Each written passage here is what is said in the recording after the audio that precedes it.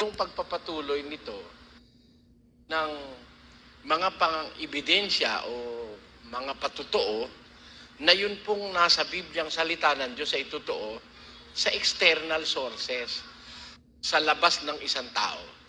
Kasi po, kaya natin to pinag-uukulan ng panahon. Gaya po ng pinangako ko sa inyo, kung natatandaan ninyo, meron po tayong sinusuri ng mga aklat.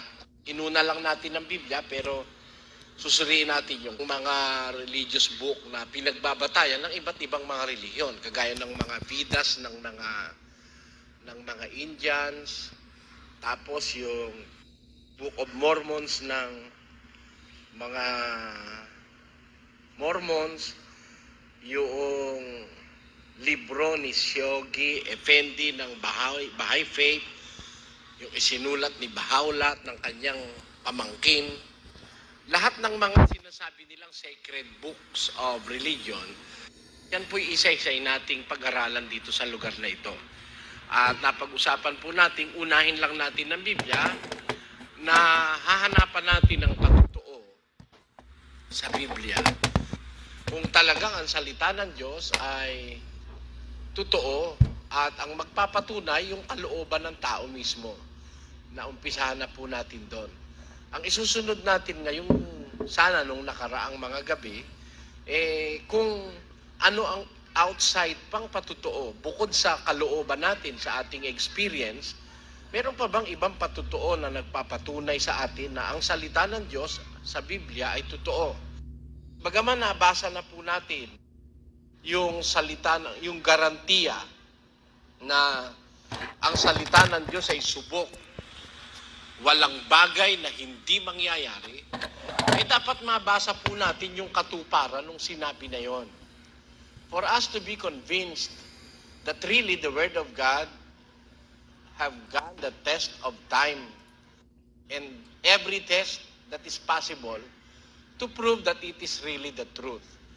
Kaya, umpisahan po natin ngayong gabi ang muling pagtunghay sa kasulatan para mapatunayan natin kung talagang gaya ng sinasabi ng ibang mga pananampalatayang lumalaban sa Biblia, na hindi naniniwalang buo sa Biblia, para ang layunin natin, maliwanagan nila yung ating pananampalataya sa Biblia. Ating inaalam sa pamamagitan ng Biblia kung ito ng Biblia ay kagaya ng kanilang paniniwalang mali-mali ang Biblia. Kontra-kontradiksyon ang Biblia. Meron pa pong ibang mga sekta, kagaya ng Pentateuch believer. Hindi sila naniniwala sa mga aklat na isinulat ni San Pablo. Hindi sila naniniwala sa mayor parte ng bagong tipan, mula kay Mateo hanggang Apokalipsis. Ang tanging pinaniniwalaan nila, yung 5 aklat ni Moises, from Genesis, Exodus, Leviticus, Numbers, and Deuteronomy, yung Pentateuch na sinasabi. Pentateuch believer sila. Kahulugan po kasi ng Pentateuch, from the word penta, ibig sabihin 5, kaya 5 aklat yun ni Moises. Genesis, Exodo, Levitico, Bilang, at saka Deuteronomio. Yun lang ang pinaniniwalaan nila. At tayo ay nandun sa defensive side sa mga taong nagpapamali sa Biblia. Ngayong gabi, atin pong liliwanagin sa pamamagitan ng kasulatan kung meron bang mga external proof outside of the Bible and outside of our heart na nakakapagpatutuo sa atin na ang Biblia ay totoo. Ang kanyang salita rito sa Biblia ay totoo. Unang-una natin pinag-aaralan dito yung salita ng Diyos. Kasi ang Biblia ay compilation ng mga salita.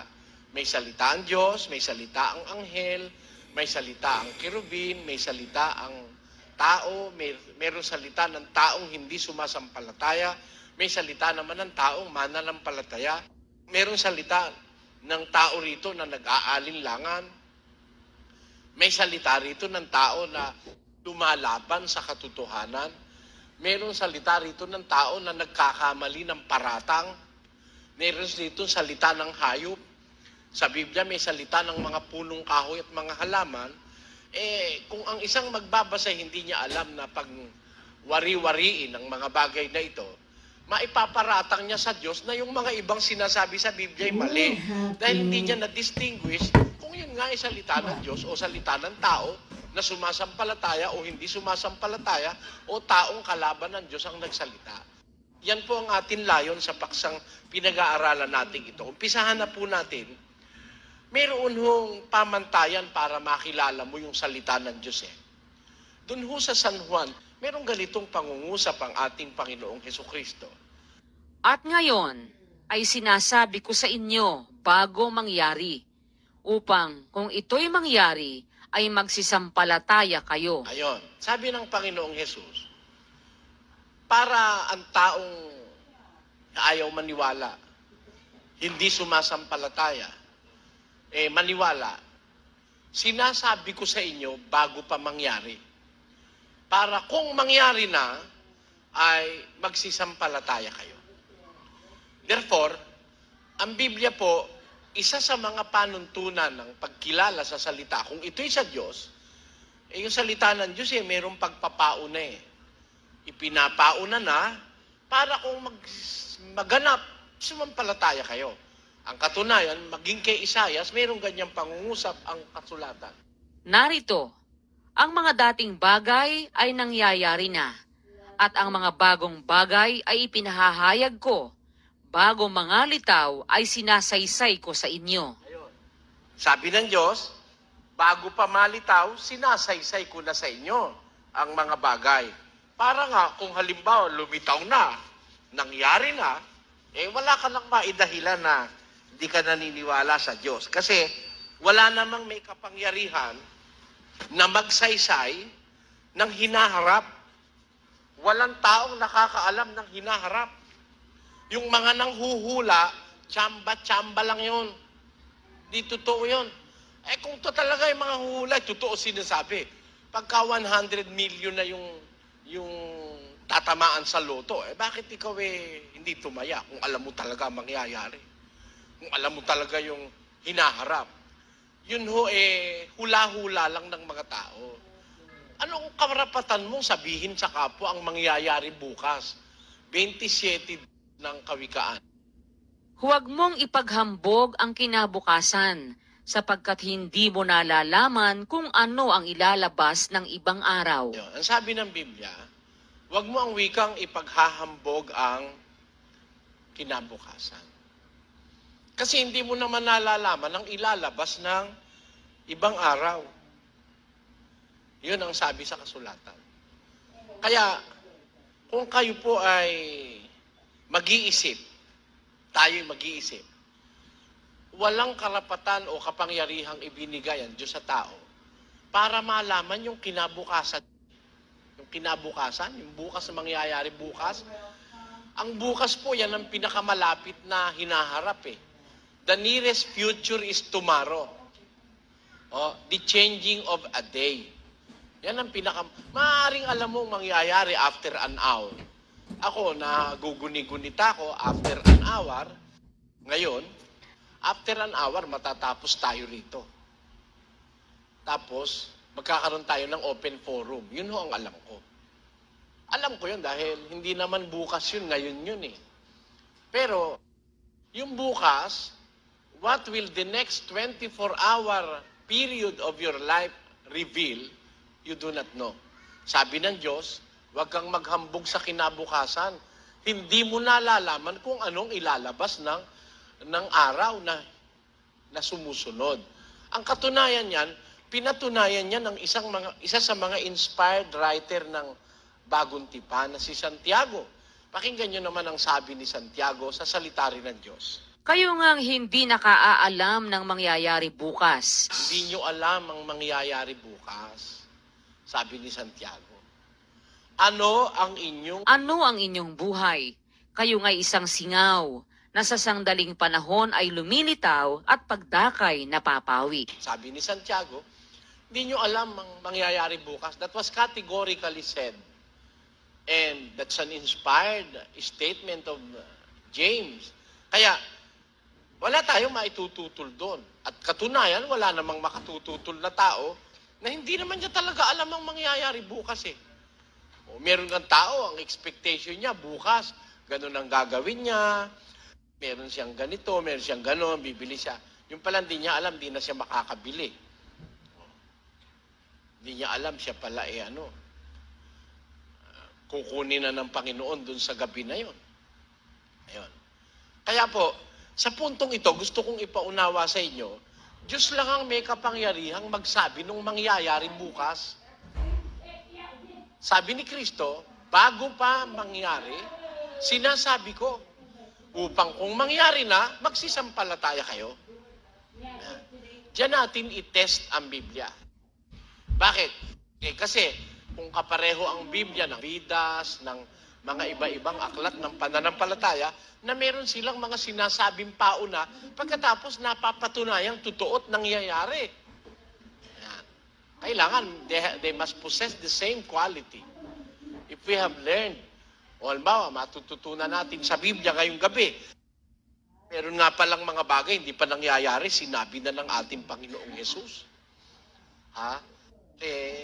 Siguro, katiwa-tiwalang masasabi natin ang salitang sinabi ni Kristo. Dahil yun ay salita ng Ama na nagsugo sa Kanya. Ito ngayon po ang isa sa mga sinabi ng Ama na sinabi ni Kristo na nangyayari. At patuloy pa rin nangyayari. Pakinggan nyo, sa isang talata ni Mateo 24, Ngunit tungkol sa araw at oras na yaon, walang makakaalam, kahit ang mga anghel sa langit, kahit ang anak, kundi ang Ama lamang. ang sinasabi po rito ni Kristo ay isang bagay na mahirap paniwalaan nung kanyang panahon. Bakit ko po sinabing ganon? Itataas lang po natin ng isang talata saka natin itutuloy something na hindi ka panipaniwala. At hanggang ngayon, meron pong hindi naniniwala dito Pakinggan nyo. Ang langit at ang lupa ay lilipas. Datapwat ang aking mga salita ay hindi lilipas. Tuloy. Ngunit tungkol sa araw at oras na yaon, walang makakaalam, kahit ang mga anghel sa langit, kahit ang anak, kundi ang Ama lamang. Merong garantiya munang ginamit si Kristo Ang langit, ang lupa, lilipas. Ang mga salita ko, hindi lilipas. Sabi niya. Tungkol sa araw at oras na yaon, tungkol sa araw at oras na yaon, walang makakaalam. Dito, sinasabi niya na lang yung pinakamatitindi na Kahit mga anghel sa langit, kahit ang anak, kundi ang Ama lamang. Kung papansinin niyo ang pangungusap na ito, pag ginagamit yung salitang kahit, matataas na ng grado yung sinasabi, pero mas maliliit pa ron. Alam ba ng huwes? Alam ho ba ng scientifico, ng mahistrado? Sometime in the past, a famous scientist ay humula by 1996 to the year 2000. Sasabog daw ang mundo sa matinding init. Yan. Sabi naman ni yung famous na pinaniniwalaan ng iba, na parang ginawa na nilang Diyos. Sabi ni Nostradamus, by 1994, magkakaroon daw ng Third World War. 1994, lagpas na yon. Hindi na totoo yon. At by the year 3025, if I remember it right, dun daw matatapos ang mundo. Kaya napakarami ng futile attempt para hulaan na matatapos ang mundo. Sabi naman ni Charles Taze Russell na nagpundar ng saksi ni Jehovah, matatapos daw ang mundo 1919. Nagkamali siya, hinulaan niya uli 1923 raw. Namatay na siya, hindi natapos ang mundo bago nag-1923. Yung naiwan ni Charles Taze Russell sa saksi ni Jehovah, humula na naman uli. By 1975 daw, matatapos na ang sistema ng mga bagay. Kaya noong 1975, napakaraming saksi ni Jehovah sa Amerika ang huminto dahil hindi natapos ang mundo noong 1975. Doon sa mga inihuhula ng mga tao, isa sa mga pruwebang pinanghahawakan kung totoo, ang paunang salita ni Jesus. Sabi ni Jesus, na galing sa Diyos, tungkol ka sa araw at oras na yon, walang makaalam. Kahit na ang mga anghel sa langit, kahit na ang anak, kundi ang ama lamang. Ayon. Kaya nga kahit sino manghula, sira eh. May manghuhula na naman uli. Noong 1988, hinulaan ng mga born-again movement dito. Matatapos na raw ang mundo, 1988. I don't know if it was October or November of that year. Sabi nila, ang mundo raw matatapos na. Awa ng Diyos, September. Awa ng Diyos. 1988 yun, ano? 88 yun, 89. 89. Hindi pa rin natatapos ang mundo. Tapos, hinulaan na naman ng Koreano uli. Si Bang Ik-ha. Intay sila ng intay. Alas 12 raw, maghuhukom na. Nung mga bandang alas 12:15, naliligalig na yung mga tao, wala pang hukom eh. Sabi nung kanilang puno dun sa Cubao, na-traffic lang, sabi. Hanggang umalauna na, at awa ng Diyos nakatapos na yung taon na yon, ayon, hindi rin naman naghukom. Kaya, tama yung sabi ni Kristo eh. Maraming lilitaw, bula ang propeta. Ililigaw ang marami. Pero tungkol sa araw at oras na yon, walang makakaalam noon, sabi ni Kristo. Kaya kayo, mga kapatid, kung naniniwala kayo sa Diyos, na siyang nakakaalam nung hinaharap, pinakikita talaga ng pangyayari na maraming nanghuhula, hindi totoo eh. Talagang sabi ni Kristo, walang makakaalam. Wala nga. Kaya, yung sinasabi sa Biblia na yung tungkol sa oras at sa araw ng paghuhukom, walang makakaalam. Isa yan sa mga pruweba na may paunang salita ang Diyos na nagaganap. May manghuhula eh. May lilitaw bula ang propeta eh. 24 eh. 36 ito eh. Ipinagpauna, lilitaw bula ang mga propeta. Yung propeta kasi humuhula yun eh. Hula sila ng hula. Nauwi nga sa kahuhula, hula lang ng hula. Puro hula, walang katuparan. Ganyan ang mga hula ng bula ang propeta. Kasi ina-anticipate ko, totoo yung sabi ng Diyos, maraming lilitaw, bula ang propeta. Ililigaw lang ang marami. Huhula, hindi totoo. Yung propeta kasi humuhula eh. Kagaya no end of the world. Ginarantyahan ni Kristo eh. Walang makakaalam eh. Tama, it stands up to this day. It stands up to this day. No human being nor an angel can say that he have known Well, the that's your exact code? date, the day, and the hour of the end of this age. Wala pa niyan hanggang ngayon.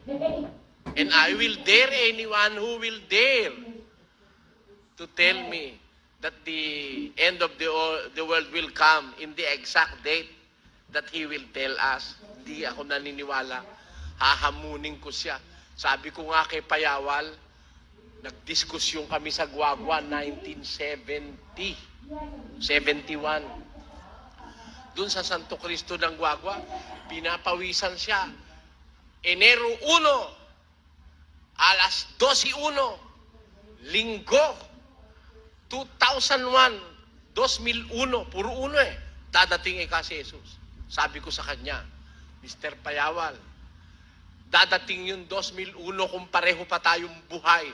Patutunayan ko sa yung hindi totoo hula mo. Kaso namatay na siya. Nung pag-aralan ko, yung palang Enero 1, 2001, alas 12:01, yung pala hindi Linggo't Lunes. Hindi ba totoo mga kapatid, pag alas 12 na, iba na araw? Tingnan mo, tinignan niya kasi, siguro hindi niya naiisip yun, pag alas 12:01 na, hindi na Linggo, Lunes na. ang totoo sa Biblia, hindi iniintay ang alas 12. Sa Biblia, paglubog ng araw, ibang araw na yon. Ang reckoning ko sa Biblia, paglubog ng araw. Halimbawa, yung mga Sabadista, ganun ang gawa nila eh. Paglubog ng araw ng Biyernes, mangingili na sila noon dahil Sabado na yon. Ayan. Kasi sa Biblia sa kalendaryo Ebreo, nag-uumpisa ang panibagong araw paglubog ng araw. Ayan. Doon, ang umpisa ng panibagong araw. Kaya kung lumubog siya ng alas 6, yung alas 6 ng Biyernes, Sabado na yon. Ayan. Kaya napatunayan ko, pati yung si Payawal, di rin totoo. Ngayon, kung meron pang lilitaw na magsasabi na alam niya ang oras at eksaktong oras at araw ng paghukom, lalaban ako. At siguro kung loloobin ng Diyos na ako'y mamamatay na bago dumating yung sinasabi niyang oras, iiwan ko. Kasi lahat naman po itong ginagawa natin dito, nakatape ito eh. Ako naninindigan kasi sa Biblia. Walang nakakaalam noon. Isa yan sa mga primaryng hula ni Kristo na sinabi niya bago mangyari.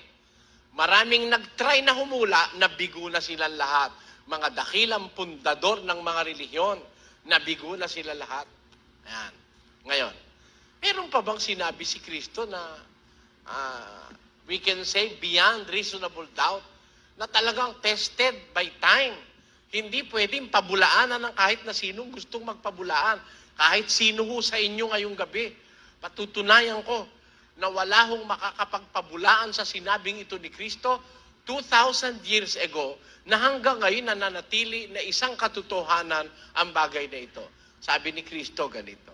Sa 17 ng Lucas, merong ganitong pagpahayag si Jesus.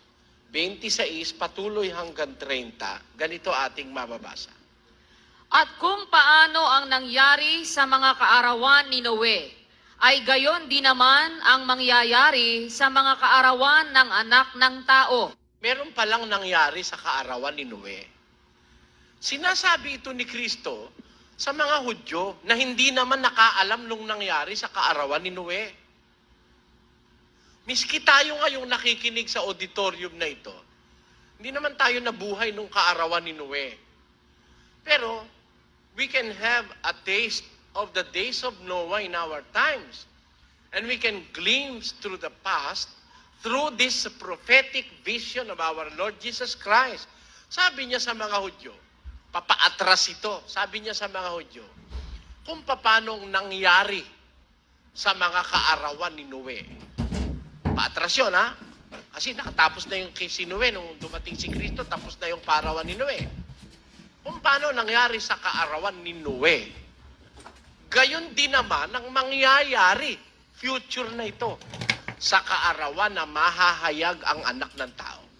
Kaya it encompasses the past and transcends to the future. Yung salitang ito. May nangyari pala sa mga kaarawan ni Noe na nakalipas na nung sinasabi yun ni Kristo, at yung nangyari na yun ang mangyayari rin sa kaarawang mahahayag si Kristo. Hinaharap naman yon. At miski tayo, hinaharap din natin yun dahil hindi pa naman nagpapakahayag si Kristo. Hindi pa siya bumabalik. Alin yun? Alin yun? Sila'y nagsisikain, sila'y nagsisiinom, sila'y nangag-aasawa, at sila'y pinapag-aasawa hanggang sa araw na pumasok sa daong si Noe at dumating ang paggunaw at nilipol silang lahat. Ang sabi ni Kristo, nung panahon ni Noe, ang mga tao nag-aasawa, pinag-aasawa, kumakain, umiinom. Ngayon, pag pilosopo makakabasa nito, bakit? Meron bang panahong ang tao hindi kumakain at umiinom at nag-aasawa at pinag-aasawa? Meron bang panahon noon? Sa lahat naman ng panahon, ganun ang gusto ng tao. Pero ito po, extraordinaryong pangyayari. Noteworthy. Na ano ibig ko sabihin noon? Kapansin-pansin. Na nung panahon ni Noe, ang tao ang hilig-hilig sa pagkain. Kain ng kain. Inom ng inom. Nag-aasawa. pinag-aasawa pa. Nag-aasawa na sila ng kusa, pinag-aasawa pa sila ng mga nakapaligid sa kanila. Hanggang sa araw Hanggang sa araw na pumasok sa daong si Noe at dumating ang paggunaw at nilipol silang lahat. hanggang sa pumasok na sa daong si Noe, dumating ang paggunaw, nilipol silang lahat. Something is noteworthy sa deklarasyong ito ni Kristo. Bukod na lang yung sambahayan ni Noe, ang hindi kapareho nung kanilang kapaligiran. Sila ni hindi nanganganak. Oh, biro mo, for 120 years ginagawa ni Noe ang daong. Hindi nagkaanak yung mga anak niya. May mga asawa na sila. Nung utusan sila ng Diyos gumawa ng daong, wala silang anak for 120 years. Pending the construction of the ark. Hindi sila nanganak. Pwede naman silang manganak. Actually, pagkatapos ng baha, nung dilubyo universal, nanganak sila. Pero before the baha, hindi sila nanganganak. Hindi sila kapareho nung kanilang paligid. Anakan ng anakan, nag-aasawa, pinag-aasawa, kainan ng kainan. Ganon din ang nangyari kay Noe, ganon din ang mangyayari sa kaarawan ni pag malapit ng mahayag si Kristo. Pagmasdan nyo ngayon kung di kanya ng mundo. Kumakain, umiinom. Kain ng kain. 24 hours. Wala na, hindi na natutulog ang tao, kain lang ng kain eh. Kaya pagmasdan mo maraming tao ngayon, lalaki ng tiyan. Meron talaga masyadong malaki na lalaki, kapansin-pansin eh. Malaki pa sa kagampang buntis ang tiyan ng lalaki. Bakit? Eh wala na pong tigil sa kakakait-kain inom eh. Kain ng at tinan mo, ang makakain ngayon, ang dami. Ang dami. Bituka ng manok, paa ng manok, ulo ng manok, liig ng manok, barbecue, dugo. Naku po, maniwala ka. Lahat na iba-barbecue ngayon. Isipin mo, sometime ago na iba-barbecue ba yung dugo? Ngayon binabarbecue na yun. Pagkatapos, may fish ball, may squid balls. Marami kinakain. At ang karamihan, junk foods. Mga pagkaing nagbibigay sa tao ng stress. Nagbibigay sa tao ng pagiging malikot ang isip at katawan at kamay at lahat ng bagay sa kanyang pagkatao. Nagiging malikot sa aparato ang tao dahil doon sa kanya kinakain. Tanong nyo sa mga siyentipiko. Our food, the food that we take into our body influences our character, our being. Because literally, we are what we eat. Diba? Tayo yung kinakain natin. Yun ang kawikaan ng siyensya. We are what we eat. Pag ang kinakain natin, puro karne, tingnan nyo, pag ang tao puro karne, mainit ang ulo. Puro acid kasi yun eh. Pag ang tao puro karne kinakain, mahilig sa laman. Kaya anak ng anak, asawa ng asawa. Hindi nga makontento sa dalawang asawa eh. Meron akong tinanong, nakailang ka ba akong asawa? Siguro ikaw 169, brother.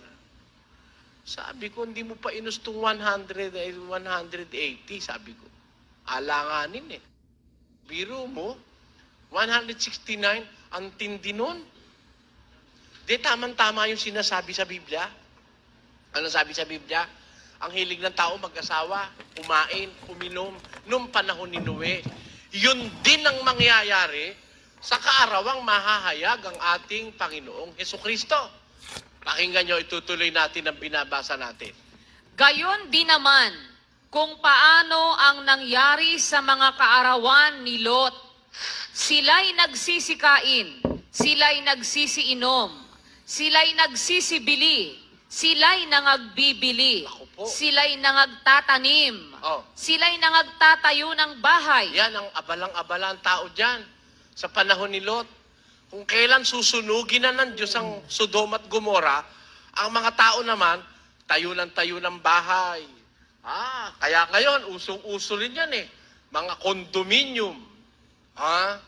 Kaya pagka nagkagulo, may pandemonium sa condominium. At nung panahon ni Lot, kagaya rin nung panahon ni Noe, nagtatayo ng bahay, bumibili, nagbibili, buy and sell, buy and sell. Ang tao, hilig sa pagkakakitaan, pera. Tapos, nagsisipag-asawa rin, nagsisikain, nagsisiinom din. Yun din ang mga nangyayari. Kung i-assess mo, ang hilig ng tao, puro material. Ha? Puro pang mundo, pang sanlibutan. Kain, inom, bili, tayo ng bahay, nagtatanim pa. O bakit nagtatanim? Kasi, nagpapaganda sila, clean and green. Buhay ng ilog Pasig. Kasi nakikita nila ang distraction Papunta sa distraction. Umaagap sila. Ganun ang ginawa sa panahon ni Lot. Ng mga tao nagtatanim. Pero, ano ibig sabihin? Tuloy. Datapwat ng araw na umalis sa Sodoma si Lot, ay umulan mula sa langit ng apoy at asupre, at nilipol silang lahat. Gayon, Gayon din naman ang mangyayari sa araw na ang anak ng tao ay mahayag. yun din ang mangyayari sa ating panahon. Sino ngayong siyentista? Sino ngayong ekonomista? Sino ngayon na mataas na tao? Ano man ang kanyang tungkulin, makakatutol doon sa sinabi ni Kristo. Na yun ang nangyayari sa malapit na paghayag ng anak ng tao. Kainan talaga ngayon ng kainan, inuman ng inuman, nag-aasawa, pinag-aasawa, nagtatayo ng bahay, nagtatanim, nagbibili, bumibili. Yan ngayon ang hilig ng tao. Yan ang mga pinanggalingan ngayon, ang sari-saring kasamaan sa buhay. Yang mga kompetensya de negosyo, napakalaking nagagawang perwisyo niyan sa mundo. Biro mo, 16 na truck nakaparada. Kompetensya yung mga bus nakaparada, 16, magkakatabi. Tigatlo lang ang pasahero, habulan ng habulan sa highway. Kaya matraffic dahil sa kompetensya sa negosyo Dahil sa pera, nagparami ng mga kompetensya naglisaw ang mga jeep, mga taxi. Kung yung ba, kooperasyon ang ginagawa, sige, pare, magpapuno ka muna, saka ako na paandarin tong akin. Sabay-sabay, andar yung 16 na bus. Sabay-sabay na umaandar yung gasolina, nauubos. Wala namang pasahero, kompetensya, habulan pa sa highway yan. May konti, banggaan pa yan ganyan din naman yung kompetensya sa negosyo. Lahat ng bigas, papakyawin ng isang tawag doon, multinational. Lahat ng bigas. Lahat ng bigas nasa kanya. Gagawa siya ng fertilizer. Para yung bigas mapunta sa kanya, siya magsusupply ng fertilizer. Saka ng mga binhi, mga kimikal. Pag nasa kanya na ang bigas, bibili niya lahat. Ikaw meron kang konti, magsasaka. Hanggang kailan lang tatagal yun? Sa kanya, milyon-milyon kaban. Pag wala na kayong bigas, ilalabas ngayon niya yung bigas na binili niya ng 5 piso 1 kilo, bebenta niya ngayon 25. Gutom kayo, mga maliliit. Yung malalaki, kain ng kain. Walang tigil ng kakakain. Tingnan mo mga restaurant, puno, araw-araw, puno. Punta ka sa mga mall. Punta ka sa lahat ng mga lamunan. Lamunan ng tao. Talagang lamon, di kain, lamon. Tutupad lang yung sinabi ni Kristo na yung salita ng Diyos, totoo talaga yon. Sinasabi niya bago mangyari. Isa sa sinabi niya, yung takbo ng pamumuhay ngayon ng tao. Maraming negosyante, bibili, nagbibili. Maraming kumakain, mga food chain, 24 hours. Sabi ko nga, practically, the world now does not sleep.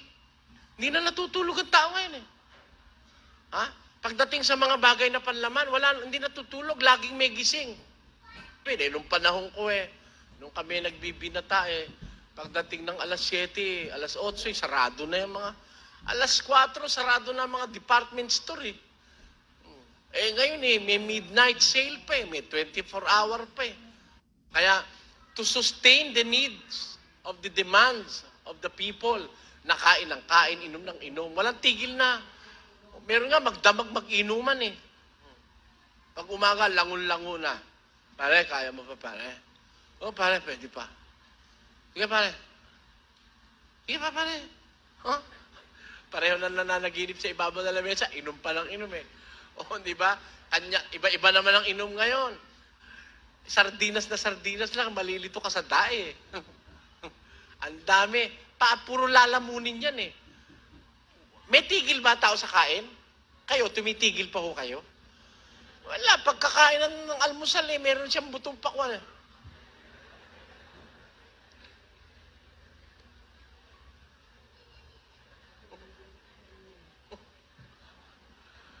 Kaya mapapansin mo ngayon ng tao, napakarumi na ng kanyang internal organs, mabaho ang hininga ng tao.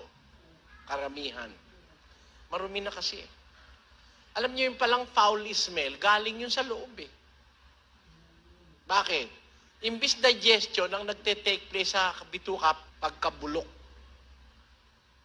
Kasi because of the combination of foods, hindi tama. Kung may doktor sa inyo, maiintindihan no ang sinasabi ko. Pinag-aralan ng mga doktor yan eh. Kaya, ako naniniwala yung sabi ng Biblia, totoo eh. Totoo. Eto pa, isang sabi niya, na sa Biblia mo lang naman mababasa ito, hindi mo naman mababasa ito sa iba eh. Sa libro ng mga ni Shogi Effendi, wala ito eh. Sa Vidas, wala rin ito eh. Alin ito? Basa. Alamin mo ito. Datapwat, alamin mo ito, na sa mga huling araw ay darating ang mga panahong mapanganib. Bakit? Sapagkat ang mga tao'y magiging maibigin sa kanilang sarili. Tama ho ba yun? Karamihan sa tao ngayon, maibigin sa sarili. I love my own. I love myself. Ha? Tama, hindi? Ayaw ho kayong pumayag? Marami ngayon, maibigin sa sarili. Learning to love yourself is the greatest love of all. O, tamo? Kinakanta pa eh. The greatest love of all daw is to love yourself. Ang sabi naman ni Bonifacio ba nagsabi?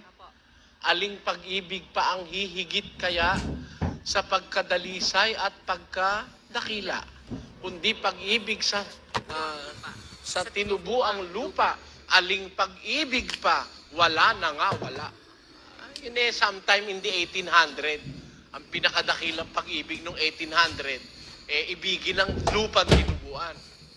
Nung panahon naman ni Kristo, 2,000 years ago, ang pinakadakilang pag-ibig ito, basa. Walang may lalong dakilang pag-ibig kaysa rito, na ibigay ng isang tao ang kanyang buhay dahil sa kanyang mga kaibigan. Ayun. Wala nang dakilang pag-ibig kaysa rito, sabi ni Kristo. Na ibigay niya ang kanyang buhay ng isang tao dahil sa kanyang kaibigan. Ako ikay inyong kaibigan, sabi niya sa mga alagad.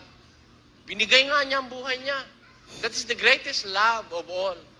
To offer your life for the sake of your friends. Ha? That was 2,000 years ago. 100 years ago, the greatest love of all is to die for your native land. 100 years later, learning to love yourself is the greatest love of all. Ayan. Tamang-tama yung sabi ni Kristo, no? Sa mga huling araw, alamin mo ito, magiging mapanganib ang panahon. Bakit? Ang tao maibigin sa kanyang sarili. Ang pinakamatinding panganib sa mundo, tao. Naniniwala kayo, pinakamatinding panganib sa mundo, tao, mahal ang sarili. Yun ang sabi sa Biblia. Darating ang panahon, sa mga huling araw, ang tao maibigin sa sarili. Kaya nga mapanganib ang panahon ngayon eh. Ang mahal lang ng tao, sarili niya eh. Hindi baling matapakan ka sa mukha, basta't siya lang ang maginhawahan. Tuloy. Maibigin sa salapi. Yan, ako, yan ang isa sa mga panganib ng ating panahon. Ang tao matakaw sa pera, maibigin sa salapi.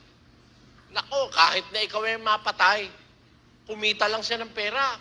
Kahit masira ang kinabukasan ng mga kabataan, basta't makapag-push siya ng droga, malakas ang kita kasi magtinda ng shabu eh. Biro mo pati yung matandang ulyanin at kuba doon sa Novaliches, titinda ng shabu. Eh, hindi nga naman siya hulit, kuba at ulyanin pa eh. Ang tinda pala yung shabu. Eh, hindi na iniisip ng mga tao nagtitinda ng shabu, kung makakapirwisyo sila sa mga kabataan, baka pati anak nila mapirwisyo. Hindi na naisip yon. Basta may pera ron eh, malaking pera yun eh. Kaya, nung araw, mga kapatid, iba ngayon eh. Naramdaman ko eh, nung araw ho, ang bahay namin, walang bakal. Wala. Parang yung bahay dito, yung isang ano ito eh, isa sa mga matatandang bahay dito sa Quiapo, yung bahay ng Nakpil at saka ng mga Bautista ito eh, no? Historical house yan, may historical marker. Yan yung tapat natin na yan. Tingnan niyo yung mga bintana, walang bakal. Kapis lang, sasara mo lang paggabi, okay na. Ngayon, lagyan mo na ng bakal, todas ka pa rin. Kaya yung ating mga sambahayan, nagpapakita lang yung bahay lang tinitiran ng tao. Ngayon, nagpapakitang mapanganib ang ating panahon eh. Bakit? May gwardiya sibil na sa labas, ang bahay pa'y libot ng matataas na pader at napakaraming mga bakal. Bakit? Tama yung sabi ng Biblia, sabi ng Diyos, sa mga huling araw, darating ang panahong mapanganib dahil ang tao magiging maibigin sa salapi. Ano pa? Tuloy. Mayayabang. Ako po, yabang. Hindi ko nasasabihin kung sino yung mayayabang. Unang-unang mayabang ngayon, mga pastor eh. Pero hindi ko nasasabihin. Tuloy.